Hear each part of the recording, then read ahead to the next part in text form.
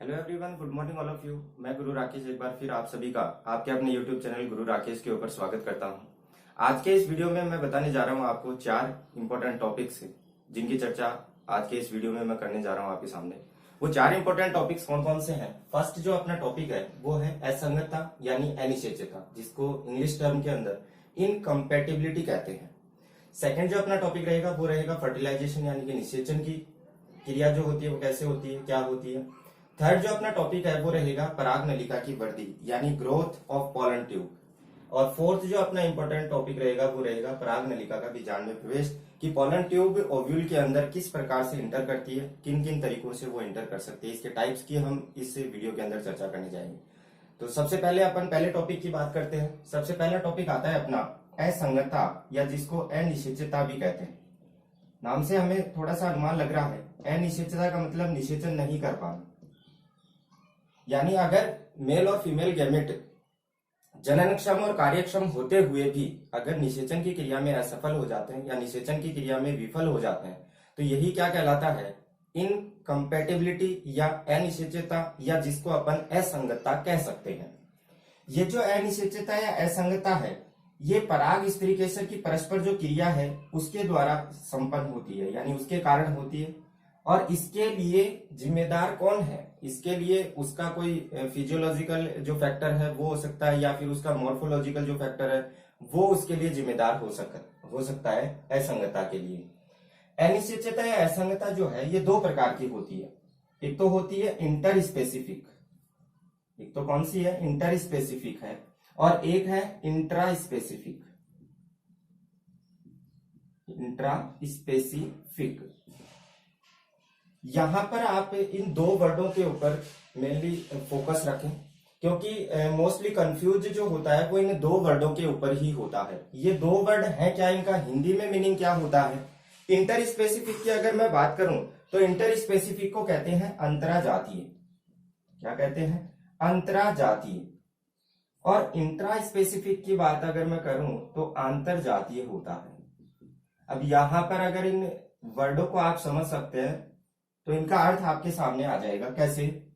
अंतराजातीय का मतलब होता है इसमें एक वंश के, यानी वंश तो कैसे कितने होने हैं? एक वंश के 2 पादप।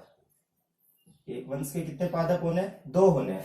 और जो इंट्रा स्पेसिफिक है या आंतर जातीय जो है इसमें एक ही जाति के, यानी एक ही स्पीसीज के 2 पादप होने हैं। यानी सीधी सी बात यह हो गई कि इंटर स्पेसिफिक में एक ही वंश के 2 पादपों के मध्य क्या पाई जानी है? असंगतता या अनिश्चितता पाई जानी है। और इंट्रा स्पेसिफिक के अंदर एक ही जाति के 2 पादपों के मध्य क्या पाई जानी है? असंगतता या अनिश्चितता पाई जानी है। अगर मैं इंटर स्पेसिफिक की बात करूं तो इसका एग्जाम्पल अपन ले सकते हैं ब्रेसिका, ब्रेसिका कैम्पेस्ट्रिस और ब्रेसिका रापा। और अगर मैं इंट्रा स्पेसिफिक की बात करूं तो इसका एग्जांपल अपन ले सकते हैं प्रीमूला। तो आपको मोस्टली इसमें ध्यान रखना है कि इंटर स्पेसिफिक का हिंदी मीनिंग क्या होता है? अंतराजातीय होता है। और अंतराजातीय में वंश एक होता है लेकिन उसके अंदर भिन्न भिन्न जातियों के पादप हो सकते हैं, उनके मध्य असंगतता हो सकती है। इंट्रा स्पेसिफिक के अंदर आंतर जाति इसका हिंदी मीनिंग होता है और एक ही जाति के 2 प्लांट होते हैं। तो ये मोस्टली डिफरेंस है। यहां से आपको थोड़ा सा नोटिफाई करना है कि इंटर और इंट्रा के मध्य डिफरेंस क्या है। इसके बाद मैं बात करता हूं ये जो आंतर जातीय है या इंट्रा स्पेसिफिक जो असंगतता है, इस इंट्रा स्पेसिफिक असंगतता को स्व अनिश्चितता भी कहते हैं। इसका नाम क्या रखा गया है? स्व अनिश्चितता, या मैं इसको कह सकता हूं स्व बंध्यता,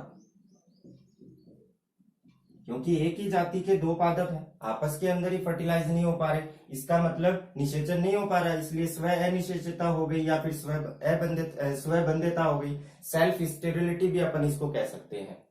ये जो स्व अनिश्चितता है, इस स्व अनिश्चितता का निर्धारण अगर परागकण के जीन प्रारूप के द्वारा होता है तो इसको क्या कहें।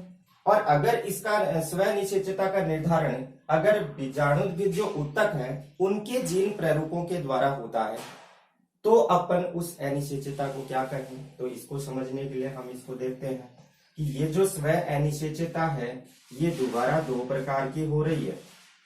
दो प्रकार कौन कौन से हो रहे हैं। पहला तो हम कह सकते हैं युग्मकोद्भिद या युग्मकोद्भिदी स्व अनिषेचता, और दूसरी अपन कह सकते हैं बीजाणुद्भिदी या बीजाणुद्भिदीय स्व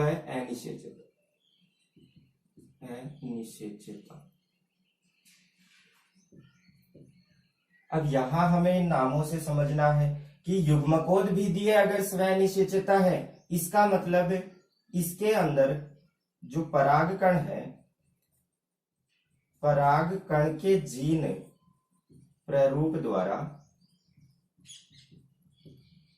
इसका निर्धारण और नियंत्रण होना है। निर्धारण व नियंत्रण होना है। अगर परागकण के जीन प्रारूप के द्वारा निर्धारण और नियंत्रण होता है तो अपन उस स्व अनिषेचता को क्या नाम दे देंगे, युग्मकोद्भिदीय स्व अनिषेचता।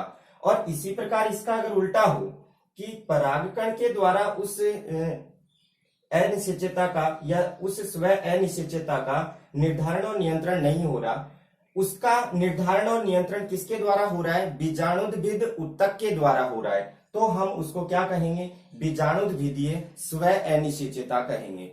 इसके बाद अगर हम बात करें कि ये जो स्व अनिषेचता है अगर ये पादप में हो तो उसके क्या क्या परिणाम हो सकते हैं। तो अगर हम इस स्व अनिषेचता के परिणामों की चर्चा करें तो परिणामों में सबसे पहला परिणाम तो आपके सामने आएगा कि परागकण के अंकुरण में समस्या आएगी। परागकण का अंकुरण नहीं हो पाएगा। तो सबसे पहला तो यही अपन माने कि स्व अनिषेचता जो है उस स्व अनिषेचता के कारण होगा क्या, पहला तो जो आपका परागकण है परागकण के अंकुरण में क्या आनी है, कमी आनी है, यानी अंकुरण नहीं हो पाएगा। अगर परागकण का अंकुरण नहीं हुआ तो दूसरी अपन ये भी कह सकते हैं कि पराग नली की वृद्धि नहीं होगी। भाई अंकुरण ही नहीं हो रहा तो वृद्धि कैसे होगी। ये टॉपिक, ये जो पॉइंट है ये भी इसी से रिलेटेड है, निकल के सामने आता है। तीसरा कि ये जो पराग नली है ये पराग नली वर्तिका के अंदर ही फट जाए या वर्तिका के बीच में ही फट जाए या लुप्त हो जाए, यानी पूरी जो पराग नलिका है वो पूरी पराग नलिका नहीं बन पाती या जहां उसे जाना होता है वहां तक नहीं पहुंच पाती, वो वर्तिका नली के अंदर ही या वर्तिका के अंदर ही क्या हो जाती है, रप्चर हो जाती है। चौथा पॉइंट हम ये निकाल सकते हैं कि ये पराग नली जो है वो अपने निश्चित स्थान तक नहीं पहुंच पाएगी, निश्चित स्थान तक नहीं पहुंच पाएगी, नहीं पहुंचेगी। तो ये हम स्व अनिश्चितता के कारण पादपों पर होने वाले जो परिणाम हैं उनके बारे में हम चर्चा कर रहे थे कि पादपों में स्व अनिश्चितता के कारण क्या होगा। तो पहला अंकुरण नहीं होगा, अंकुरण का अभाव होगा, पराग नली की वृद्धि नहीं होगी, सही स्थान तक नहीं पहुंच पाएगी। इसके बाद चौथा पॉइंट हमने लिया कि चौथा पॉइंट हम कह सकते हैं कि वर्तिका के बीच में ही वो पराग नली जो है वो फट जाएगी। एक अपन ये भी कह सकते हैं कि अगर ये पराग नली निश्चित स्थान तक पहुंच नहीं रही है इसका मतलब उस पराग नली के जो न्यूक्लियस है वो भी क्या नहीं हो पाएंगे, वो भी फर्टिलाइज नहीं हो पाएंगे या उसके जो केंद्रक हैं वो भी युग्मित नहीं हो पाएंगे।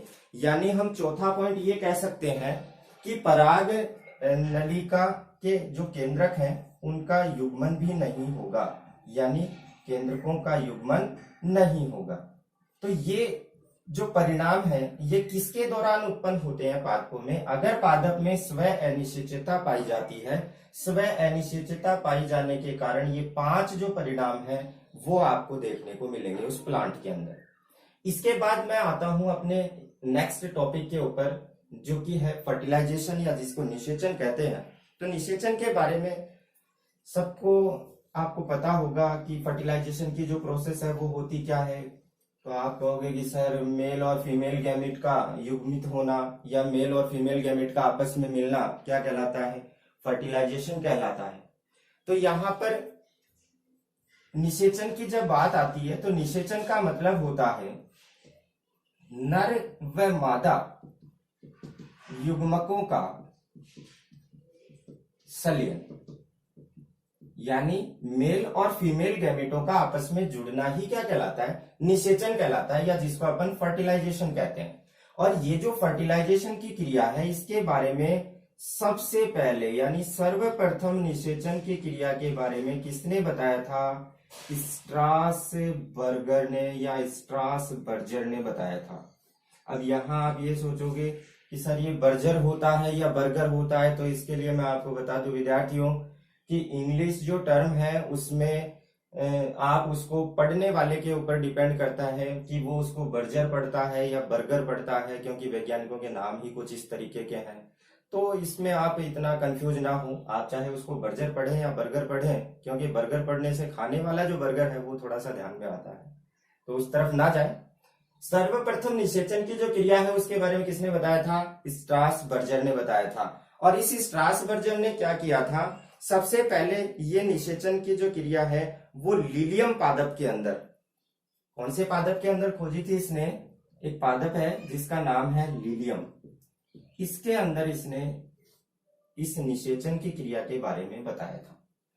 इसके बाद अपना आता है थर्ड टॉपिक, पराग नलिका की वृद्धि कैसे होती है, ग्रोथ ऑफ पॉलन ट्यूब। तो इसको समझने से पहले हम ये देखें कि पराग नलिका बनेगी कब। पराग नलिका तब बनेगी, सबसे पहले होगा उसमें पॉलिनेशन। पॉलिनेशन के दौरान होगा क्या? जो पॉलन ग्रेन है वो पहले कहाँ आएंगे, यानी जो परागकण है वो पहले वर्तिकाग्र पे आएंगे, और फिर वर्तिकाग्र के ऊपर किसका अंकुरण होना है? पराग कण का अंकुरण होना है। तो इस पराग नलिका का निर्माण कब होगा? जब परागकण का अंकुरण होगा। और परागकण का अंकुरण कब होगा? जब वो परागकण परागकोश से निकलकर कहाँ आए? वर्तिकाग्र पे आए। अब वर्तिकाग्र पर जब परागकण आ जाता है तो वर्तिकाग्र पर परागकण को ऐसा क्या मिलता है जिससे कि वो अंकुरित होने लग जाता है? तो इसके लिए मैं आपको बता दूं कि वर्तिकाग्र जो होती है उस वर्तिकाग्र के ऊपर कुछ पदार्थ पाए जाते हैं जो उस परागकण के अंकुरण के अंदर सहायक होते हैं। वो पदार्थ जो है वो पदार्थ वसा, शर्करा या रेजिन, यानी ये जो आपकी वर्तिकाग्र है ये वर्तिकाग्र कुछ पदार्थों का स्राव करती है, और उस स्रावित पदार्थ के अंदर वसा हो सकती है, रेजिन हो सकती है। तो ये जो वसा, रेजिन और शर्करा है, ये वसा, रेजिन और शर्करा क्या करती है? इससे पॉलन ग्रेन को या परागकण को पोषण दे देगी, और पोषण देने के बाद सेल क्या करती है? डिवाइड, और सेल डिवाइड होने के बाद किसका निर्माण हो जाता है? सेल डिवाइड होगी तो आगे की जो प्रोसेस है वो होगी, और परागकण क्या हो जाएगा? अंकुरित हो जाएगा। परागकण अंकुरित कैसे होता है, पराग नलिका कैसे बनाता है, इसके बारे में अपन चर्चा करते हैं। तो पराग नलिका की जो वृद्धि है वो कहाँ होगी, या परागकण का जो अंकुरण है वो कहाँ होगा? ये होगा वर्तिकाग्र पर। सबसे पहली बात तो यही है कि अंकुरण वर्तिकाग्र पर होगा, और किसके कारण होगा वो मैं आपको बता चुका हूं अभी। इसके बाद परागकण के अंकुरण में लगने वाला जो समय है, भाई जैसे अगर इस डायग्राम में अपन समझें तो यहाँ जो आपको ये राउंड दिख रहा है, ये राउंड क्या है? परागकण है। और ये परागकण परागकोश से निकलकर कहाँ आ चुके हैं? वर्तिकाग्र पे आ चुके हैं। ये स्ट्रक्चर क्या है? वर्तिकाग्र है। अब इस वर्तिकाग्र के द्वारा जो स्रावी पदार्थ स्रावित किए गए थे उनको प्राप्त करके ये परागकण क्या हो जाता है? अंकुरित हो जाता है। और अंकुरित होने के लिए इसको थोड़ा समय लगेगा। तो परागकण के अंकुरण में, यानी वर्तिकाग्र पर उसको अंकुरित होने में लगने वाला जो समय है, अंकुरण में जो लगा समय है वो समय क्या कहलाता है? अंकुरण काल कहलाता है। क्या कहलाएगा? अंकुरण काल। देखो नाम से मैंने आपको पहले भी बताया था कि बायोलॉजी के अंदर अगर अपन समझे आसानी से, सिंपल वे में अगर उसको समझना चाहें, तो उस वर्ड के अंदर ही उसका आंसर होता है। तो यहाँ अगर आपसे ये पूछा जाए कि अंकुरण काल क्या होता है, तो किसी भी कोशिका को, या अपन परागकण के अंकुरण की बात कर रहे हैं, तो यहाँ पर हम कह सकते हैं कि परागकण के अंकुरण में लगने वाला जो समय है वही क्या कहलाएगा, उस परागकण के लिए अंकुरण काल कहलाएगा। तो समझ में आई होगी आपको अंकुरण काल की डेफिनेशन की, अंकुरण काल क्या होता है। इसके बाद हम बात करते हैं कि मोस्टली जो प्लांट होते हैं उनमें परागकण से जो नली बनती है उसको अपन पराग नली कहते हैं, और मोस्टली एक परागकण से एक ही पराग नलिका बनती है। और अगर एक परागकण से एक पराग नलिका बनती है तो इसको एक नलिकीय परागकण कहते हैं, यानी कि मोनोसिफोनस कहते हैं। यहां पर दो वर्ड आएंगे आपके पास, मोनोसिफोनस या पॉलीसिफोनस। मोनोसिफोनस का मतलब सीधा सा ये हो गया कि एक परागकण द्वारा कितनी पराग नलिकाएं बने, एक पराग नली। दूसरी अगर पॉलीसिफोनस की बात करूं तो परागकण कितना, एक परागकण एक से अधिक क्या बनाए, पराग नलिकाओं का निर्माण करे, एक से अधिक पराग नलिका बनाए। तो ये दो वर्ड है, मोनोसिफोनस और पॉलीसिफोनस, जो कि आपको मेंशन रखने हैं कि अगर एक परागकण के द्वारा एक पराग नलिका बनती है तो मोनोसिफोनस होता है, और अगर एक परागकण के द्वारा एक से अधिक पराग नलिकाएं बनती है तो उसे पॉलीसिफोनस कहते हैं। और इस पॉलीसिफोनस का एग्जाम्पल हम देख सकते हैं कुकुरबिटेसी कुल। कौन सा कुल है, कुकुरबिटेसी कुल। इस कुल के जितने भी पादप हैं उनमें एक परागकण से एक से अधिक पराग नलिकाओं का क्या होता है, निर्माण होता है। और ये जो पराग नली है इसकी लंबाई वर्तिका की लंबाई के ऊपर डिपेंड करती है, क्योंकि आप यहां देख सकते हैं ये पराग नली वर्तिका की लंबाई के अकॉर्डिंग ही क्या होगी, आगे ग्रोथ करेगी। तो पराग नली की जो लंबाई है वो किसके ऊपर डिपेंड कर रही है, वर्तिका की लंबाई के ऊपर डिपेंड कर रही है।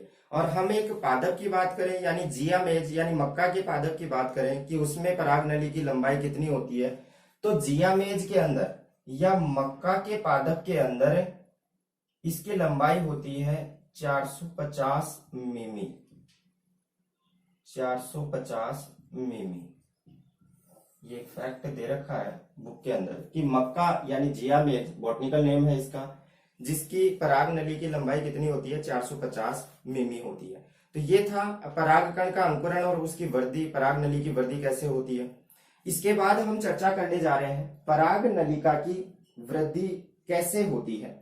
पराग नलिका की वृद्धि कैसे होती है, इसको समझने के लिए हमें देखना होगा कि मोस्टली जो प्लांट होते हैं उन मोस्टली प्लांटों के अंदर जो वर्तिका होती है वो ठोस होती है। कैसी होती है वर्तिका, ठोस होती है। वो जो ठोस वर्तिका है तो फिर पराग नली उस वर्तिका से होकर कैसे निकले। मोस्टली प्लांटों के अंदर जो ये वर्तिका होती है, ये जो वर्तिका है ये वर्तिका ठोस होती है, और कुछ पादपों के अंदर ये जो वर्तिका है ये क्या होती है, खोखली होती है। तो जिन पादपों में ये वर्तिका ठोस होती है उन पादपों के अंदर एक एंजाइम है, एक एंजाइम जिसका नाम है पेक्टिनेज एंजाइम। उस पेक्टिनेज एंजाइम के द्वारा क्या कर दिया जाता है, इसके बीच वाले भाग का, जैसे यहां मैं थोड़ा सा डायग्रामेटिकली इसको समझाता हूं कि मान लो कि ये प्लांट की क्या है, वर्तिका है।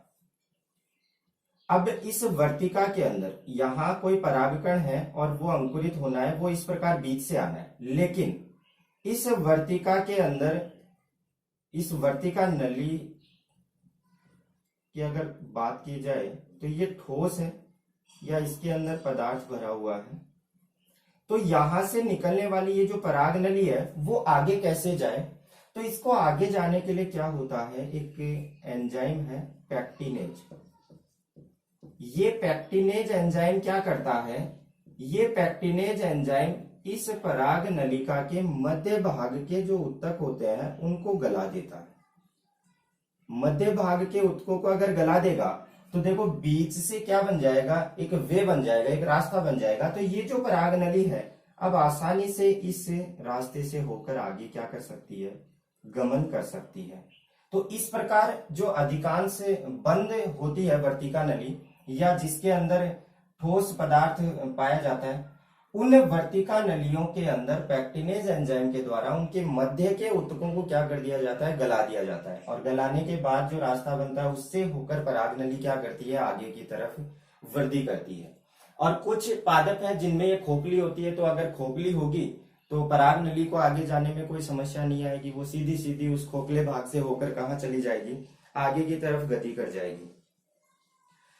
इसके बाद हम बात करते हैं कि पराग नली की जो वृद्धि है वो किस तरफ होती है। तो हम इस डायग्राम में भी देख सकते हैं कि पराग नली वर्तिका के पराग कण जो था वो वर्तिकाग्र के ऊपर गिरा था और पराग नली नीचे की तरफ वृद्धि कर रही थी, नीचे की तरफ वृद्धि कर रही थी। इसका मतलब नीचे की तरफ कौन सा भाग था, इस भाग को अपन क्या नाम दे रहे थे, अंडाशय, क्योंकि नीचे की तरफ जो फूला हुआ भाग होता है वो क्या होता है, अंडाशय होता है। तो ये पराग नली का किस तरफ वृद्धि कर रही है, ये आप चित्र में देख के बता सकते हैं और ये मेरे को आप कमेंट करके भी बताएं, पराग नली का किस तरफ वृद्धि करती है। आज का क्वेश्चन आपके लिए यही है, आप कमेंट बॉक्स में जाके कमेंट करेंगे कि इसका आंसर क्या है।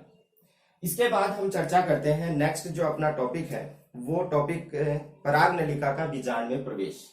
अपना जो फोर्थ टॉपिक है वो है पराग नलिका का बीजांड में प्रवेश, कि ये जो पराग नलिका बन गई है ये पराग नलिका बीजांड में प्रवेश किस तरीके से करती है। तो पराग नलिका के बीजांड में प्रवेश को समझने के लिए आप इस डायग्राम को आसानी से डायग्राम में आसानी से इसको समझ सकते हैं कि इस पराग नलिका का बीजांड में प्रवेश जो है उसके 3 रास्ते हैं। कितने रास्ते हैं, 3 रास्ते हैं, यानी 3 तरीकों से पराग नलिका बीजांड में प्रवेश कर सकती है। देखो यहाँ इस डायग्राम के अंदर आपने देखा कि पॉलन ग्रेन जो है वो बहुत सारे हैं वर्तिकाग्र के ऊपर, लेकिन उनमें से कुछ ही ग्रोथ करते हैं और उन कुछ में से भी सिर्फ एक ही परागकण ऐसा होता है, पॉलन ग्रेन ऐसा होता है जो कि पूर्ण जो पॉलन ट्यूब है उसका निर्माण करता है और वही पॉलन ट्यूब कहाँ पहुंच पाती है, एम्ब्रियो सैक तक पहुंच पाती है। तो ये चीज भी आपको ध्यान रखनी है कि वर्तिकाग्र के ऊपर परागकण तो बहुत सारे गिरते हैं, अंकुरण भी होता है, लेकिन उन परागकणों के अंकुरण से जो पराग नलिकाएं बनती है, एक से एक बन रही है, तो वो पराग नलिकाएं कुछ तो क्या होती हैं, वर्तिका के अंदर ही रुक जाती है, यानी उनका पूर्ण विकास नहीं होता, यानी वो अंडाशय तक नहीं पहुंच पाती, या या फिर कुछ क्या होती है, कुछ परागकण जर्मिनेट ही नहीं हो पाते या वहां पर अंकुरण ही नहीं हो पाता उनका। तो यहां मैंने 2-3 दिखा रखे हैं। देखो ये जो परागकण है, इस परागकण में अंकुरण हुआ, पॉलन ट्यूब बनी तो सही, लेकिन ये यहां तक ही आकर रुक गई। ये दूसरा परागकण था, इसमें भी पॉलन ट्यूब बनी तो सही, लेकिन ये थोड़ा सा लंबा आई और यहाँ वर्तिका के अंदर तक ही आकर रह गई। इसका मतलब ये जो पॉलन ट्यूब्स हैं ये अंडाशय में इस एम्ब्रियो सैक तक नहीं पहुंच पाती। बहुत से परागकण होते हैं पॉलिनेशन के द्वारा, बहुत से परागकण वर्तिकाग्र के द्वारा आते हैं, वर्तिकाग्र के ऊपर आते हैं, पॉलन ट्यूब भी बनती है, लेकिन वो पॉलन ट्यूब्स यहां तक नहीं पहुंच पाती। सिर्फ एक पॉलन ट्यूब ही कहां तक पहुंच पाएगी, बीजांड तक पहुंच पाएगी, या हम ये कहें कि एम्ब्रियो सैक तक पहुंच पाएगी या एक्स सेल तक पहुंच पाएगी। इसके बाद हम बात करते हैं कि ये जो पराग नलिका का प्रवेश है वो कितने प्रकार से हो सकता है। तो वो प्रकार है अपने पास 3। इन तीनों प्रकारों को मैंने यहाँ डायग्राम से समझा रखा है। सबसे पहले मैं बात करता हूं बीजांड द्वारीय प्रवेश की। सबसे पहला प्रवेश हो सकता है बीजांड द्वार से। यहां इस डायग्राम में अगर अपन समझे, इससे पहले की वीडियो में मैंने आपको प्रतीप बीजांड या ओव्यूल की जो स्ट्रक्चर है उसके अंदर बताया था कि बीजांड द्वार की तरफ की अगर बात की जाए तो नीचे की तरफ अगर अपन देखें तो ये वाला जो सिरा है वो क्या है, बीजांड द्वार, ये सिरा है, और इसका जो बेसल पार्ट है वो क्या है, इसका निभागीय सिरा। अगर बीजांड द्वारीय प्रवेश की बात करें तो यहाँ अगर नहीं समझ में आ रहा तो अपन इस डायग्राम में देख सकते हैं कि ये एक ओव्यूल है। इस ओव्यूल के अंदर ये अध्यावरण है, इंटेगुमेंट्स, जिनकी चर्चा अपन पिछले वीडियो में कर चुके हैं। इन इंटेगुमेंट से एक नली की संरचना बन रही थी जिसको अपन क्या कह रहे थे, बीजांड द्वार, यानी ये वाला जो भाग है इसको अपन ने क्या नाम दिया है, बीजांड द्वार या माइक्रोपाइल जिसको नाम दिया था। जो पराग नलिका है वो इस बीजांड द्वारीय सिरे से प्रवेश करे, यानी पराग नलिका वर्तिका से आई और घूमकर इस बीजांड द्वार वाले सिरे की तरफ से प्रवेश कर रही है। इसका मतलब इस प्रवेश को अपन क्या कहेंगे? बीजांड द्वारीय प्रवेश। दूसरी अगर मैं बात करूं तो दूसरा प्रकार है अपने पास निभागीय प्रवेश। निभागीय प्रवेश, निभागीय प्रवेश का मतलब ये है कि बीजांड के स्ट्रक्चर में हमने देखा था कि दो पोल होते हैं, एक तो बीजांड द्वारीय सिरा होता है और उसका जो एंटीपोल होता है वो होता है निभागीय सिरा, जिसको चेलेजा भी कहा जा रहा था। तो ये अगर पराग नलिका निभागीय सिरे से होकर ही सीधी प्रवेश कर जाए, यानी ये बीजांड है, बीजांड द्वार वाला भाग तो ये रह गया, निभाग वाला भाग ये रह गया, यानी इसको मैंने यहाँ क्या कह रखा है? निभाग कह रखा है। अगर पराग नलिका सीधी की सीधी कहां से प्रवेश कर जाए? इस निभागीय भाग वाले, निभागीय जो भाग है उसी से प्रवेश कर जाए, तो इस प्रवेश को अपन क्या नाम देंगे? निभागीय प्रवेश नाम देंगे। और तीसरा आता है अपने पास अध्यावरणीय, अध्यावरणीय प्रवेश। और इस अध्यावरणीय प्रवेश यानी इंटेगुमेंट्री जो एंट्री होती है, अध्यावरणीय जो प्रवेश होता है, इसके अंदर हम देख सकते हैं ओव्यूल के स्ट्रक्चर में हमने पिछले वीडियो में देखा था कि दो इंटेगुमेंट होते हैं, दो अध्यावरण होते हैं, आउटर और इनर। इन अध्यावरणीय जो सिरे हैं, अध्यावरणीय जो भाग है, उनसे होकर अगर पराग नलिका सीधे प्रवेश करती है तो ये प्रवेश आपका क्या कहलाएगा? अध्यावरणीय प्रवेश कहलाएगा। अब मैं बात करता हूं इनके एग्जाम्पल्स की। तो अगर बीजांड द्वारीय प्रवेश की बात करें तो बीजांड द्वारीय जो प्रवेश है वो मोस्टली प्लांटों में पाया जाता है।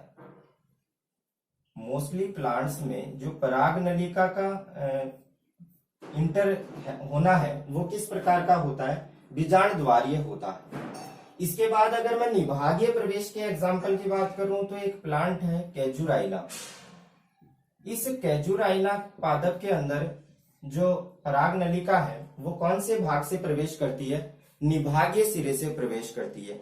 और थर्ड अगर अपन बात करें अध्यावरणीय प्रवेश की तो इसका एग्जाम्पल आ जाएगा अपने पास कुकुरबिटेसी कुल के पादप।